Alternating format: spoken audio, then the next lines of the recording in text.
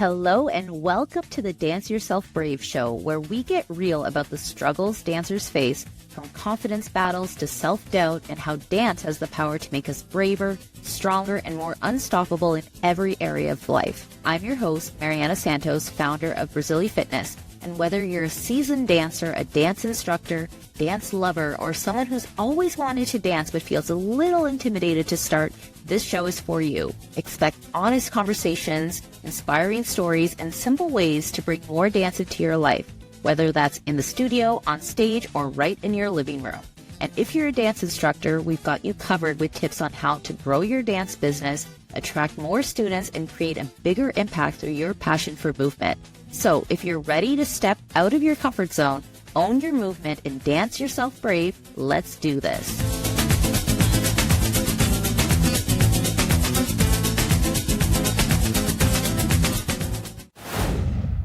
Hello and welcome to another episode of the Dance Yourself Brave show. So today I want to talk about your brain and my brain and everyone else's brain. So here's the thing.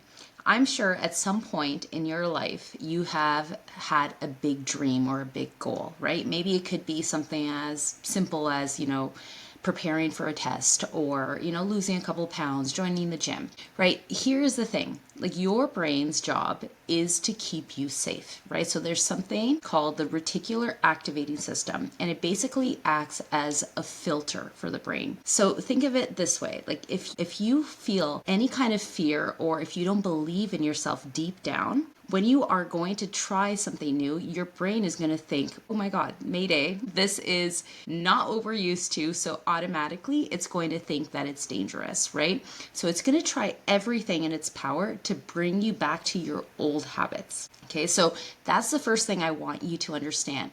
This is just how your brain works. This is our biology. Okay, and that's why I said it's not just your brain, it's my brain, it's everyone else's, right?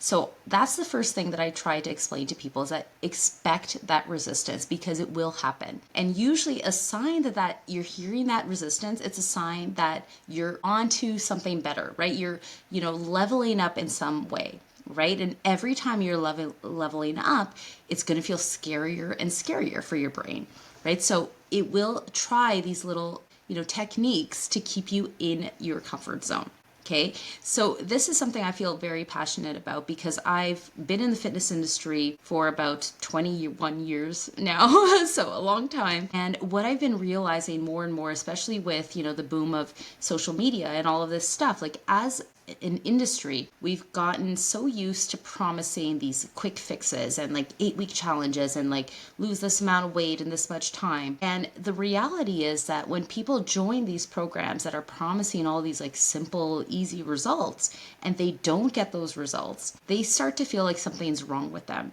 And they start to question, oh my God, I can't even follow through with this easy thing, then I might as well just not even try anymore. So I feel like we've been failing people as an industry because really when people fail at, trying something new, let's say you've never worked out before and now you join this 8-week program that is asking you to commit to 3 times a week and, also change like this and this in your diet, all of this stuff. That is way too much too fast for your brain to keep up with, right? So when it feels hard and then let's say down on week 3, week 4, you give up, that's just you being human, okay? And I'm not saying this to say like, oh, you should just like take it easy on yourself and just like give up. No, I'm just saying that there is a different approach, right? And the approach should be to take baby steps, okay? So anytime you're trying to work towards something big and new and something that your brain is going to be like, oh, like, here she goes, here he goes, right? Every time you're doing that, I want you to think in small increments, okay? So how can you take that big goal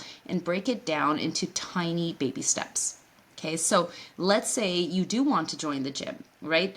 Don't tell yourself that you're gonna, go from not going to the gym at all to all of a sudden going to the gym 4 or 5 times a week and keep that up. You're just not going to, right? There's a reason why, and I hate to say this, but there is a reason why so many gyms fill up in January, right? And then they're still able to sell more and more memberships because they know those people are going to sign the contract. They're going to be super excited in January to join, but by like February or March, they're just not going to be going as frequently or if at all, right? So their business model, unfortunately, it counts on that, right? And that's why they're able to keep selling more memberships, because they know that people will not commit long term for the most part, right? So it's very important for you to realize that baby steps always win. So let's use the gym as an example. Okay. So instead of committing to something big like that, like say, you know what, like for the first few weeks, and there was a study actually that came out that showed that if you go for 21 days, you just like get dressed in your workout gear, your the laces of your sneakers, and just walk to the gym, or like drive yourself to the gym, walk in and walk out, and you do that for a couple of weeks, then you start to be like, you know what, now I'll do 5 minutes on the treadmill.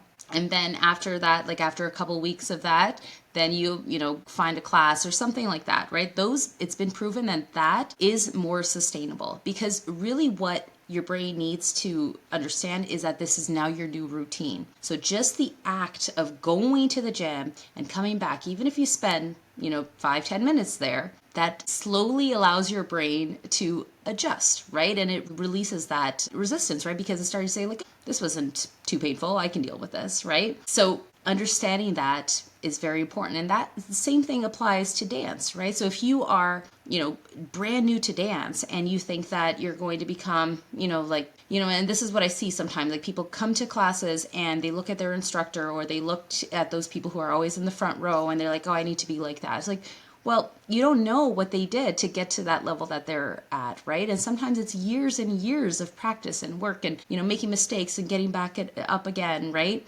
So why would you even try to compare yourself to that, right? So instead, like, go to a class and just release that pressure. Just focus on tiny things that you can work on. Have fun, smile, and that's what I always tell people when they come to our Brazily Dance classes. It's just your only mission today is to smile and have fun, okay? Maybe break a sweat, which they always do, right? So that is the most important thing, right? With time, like the more you come back and back to classes, like it just gets easier, right? Because your body starts to adjust. But also you should expect that along the way, you're going to feel lazy. Your brain's going to be like, oh, on Thursday nights, let's say you go to class on Thursday night, right? You signed up for a new class. And, on Thursday nights, we used to just like watch Netflix, right? Like, why can't we do that again? That was so fun, right? So, oh, it's cold today. Like, why can't we just stay in today? Like, do we have to go today? Right? So expect that kind of like sabotage that comes from your brain, and you have to get better at responding to it. So also there's like a layer of mindset work that has to happen, right? Because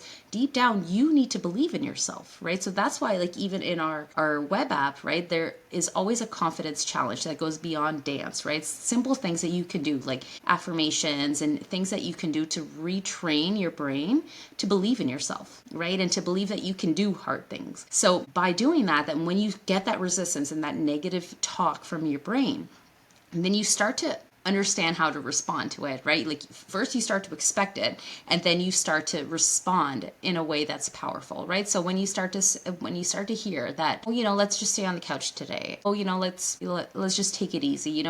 We worked so hard today, like we deserve a break, something like that. How can you respond, right? You can respond like, listen, like, I hear what you're saying, but I'm a stronger person now. That's not who I am. I have this goal. Like, there are different powerful things that you can say that just responds in a way that is very powerful, right? So then you get into the habit of doing that, and you get into the habit of just like going against that resistance from your brain, right? And it's something that can just affect all areas of your life, right? Because anytime we are working towards anything that's big and scary, you're going to have that resistance. So whether that be, a promotion at a job, like studying for a big exam, like anything that requires you to kind of dig deep and like jump into a new version of yourself, that resistance is going to happen. So I really want you to remember that this is normal, okay? So it's just your brain doing its job. So what I want you to do today is just write 3 powerful phrases that you can use to respond to your brain when this kind of resistance comes up. Okay, so let's say you do have a goal that you're working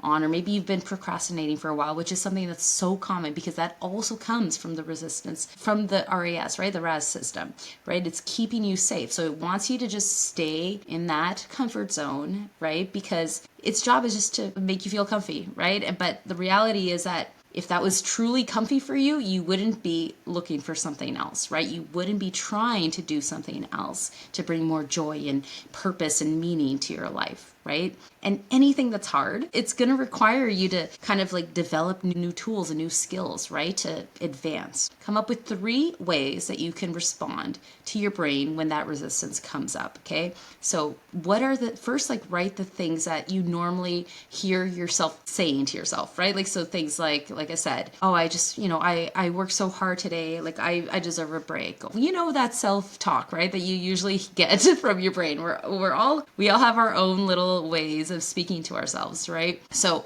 think about that, and now think about 3 ways that you can respond, okay? And find something that reminds you of how powerful you are. So if it is, like a new dance class, which obviously is what I recommend first, but if you're not ready for that, anything else that slowly works on that confidence and that courage so that you start to believe in yourself more deeply, so that you can respond in a way that's more authentic and real. And then you could just like kind of shatter that negative self-talk in a very, very quick way. Okay, so that's what I got for you today. Thank you so much for tuning in. And if this, was powerful for you today, or if there's someone in your life who you think needs to hear this message, don't forget to share. And let's keep helping people all around the world dance themselves brave. Catch you next time. Thanks for tuning in to the Dance Yourself Brave show. If today's episode got you hyped, inspired, or just made you want to bust a move, do me a favor. Subscribe, leave a review, and share it with someone who needs to hear today's message. Sharing is caring after all. And hey, don't forget, your courage is already in you. Sometimes you just gotta dance it out to feel it. Catch you next time. Keep shining and keep dancing yourself brave.